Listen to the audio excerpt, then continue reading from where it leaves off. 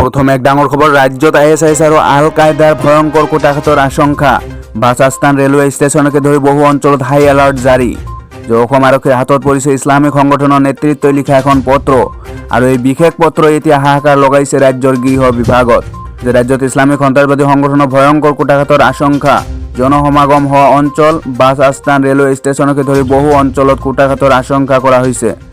और इतिमध्ये सकलो जिलार आरक्षी अधीक्षकলৈ आरक्षी सञ्चालक प्रधाने जरुरी बार्ता प्रेरण करिছে और जारी करा হৈছে हाई एलार्ट যে ISIS और आल कायदाय कूटाघात संगठित करार आशंका प्रकाश करा হৈছে অসম आरक्षीर हाथत परिছে इस्लामिक संगठনৰ नेतृत्वই लिखा এখন पत्र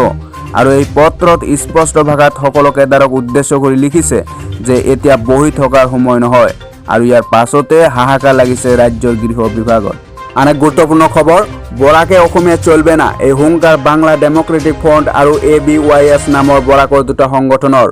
যে বৰাকৰ শিলচৰ ৰেল ষ্টেচনৰ সন্মুখত থকা এখন অসমীয়া ভাষাৰ চৰকাৰী ফলক মুছি এই হুংকাৰ সংগঠন দুটাৰ যে জানিব পৰা মতে অসম চৰকাৰৰ জল জীৱন মিছনৰ অসমীয়া ভাষাত লিখা এখন চৰকাৰী পোষ্টাৰ শিলচৰ ৰেলৱে ষ্টেচনৰ সন্মুখত লগাইছিল আৰু তাৰ পিছতে দেওবাৰে দিনত এই সংগঠন দুটাই অসমীয়া ভাষাৰ পোষ্টাৰ বৰাকত ব্যৱহাৰ কৰা তীব্ৰ প্ৰতিবাদ সাব্যস্ত কৰে যে বাঙালী সংগঠন দুটাৰ মতে বৰাকত অসমীয়া ভাষাৰ পোষ্টাৰ ব্যৱহাৰ কৰি তেওঁলোকে বাঙালী জাতিৰ লগতে বাঙালী ভাষাক অপমান কৰিছে আৰু সংগঠন দুটাই অসম চৰকাৰৰ লগতে বৰাকৰ জনপ্ৰতিনিধি সকলকো এই কাৰ্যৰ সমালোচনা কৰে বৰাকত কোনো কাৰণতে অসমীয়া চলিবলৈ দিয়া নহব বুলি হুংকাৰ প্ৰদান কৰি অসমীয়া ভাষাৰ পোষ্টাৰ কলা ৰঙেৰে মুছি তাই ঠাইত বাংলা লিখুন বুলি লিখি দিয়ে কিন্তু ইয়াৰ পিছতে সংগঠন দুটাই বৰাকত বাঙালী চলবে না উগ্ৰ অসমীয়া জাতীয়তাবাদ চলবে না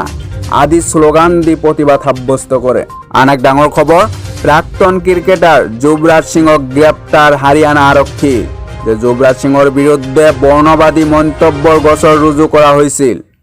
যে যুৱৰাজ সিঙৰ বিৰুদ্ধে অভিযোগ উঠিছিল যে তেওঁ ৰোহিত শৰ্মাৰ সৈতে লাইভ চেটত যুৱবেন্দ্ৰ চাহালৰ বিৰুদ্ধে জ্যোতিবিদেশমূলক মন্তব্য কৰিছিল যাৰ পিছত ছ'চিয়েল মিডিয়াত খৰব চৰ্চা হয় আৰু যুৱৰাজক ক্ষমা খোজাৰ বাবে আহ্বান জনোৱা হয় যুৱৰাজে বিতৰ্কিত পোষ্ট সন্দৰ্ভত দুখ প্ৰকাশ কৰি ক্ষমা বিচাৰিছিল আৰু তেওঁ কৈছিল যে তেওঁ কাৰো আবেগক আঘাত কৰিবলৈ এই মন্তব্য কৰা নাছিল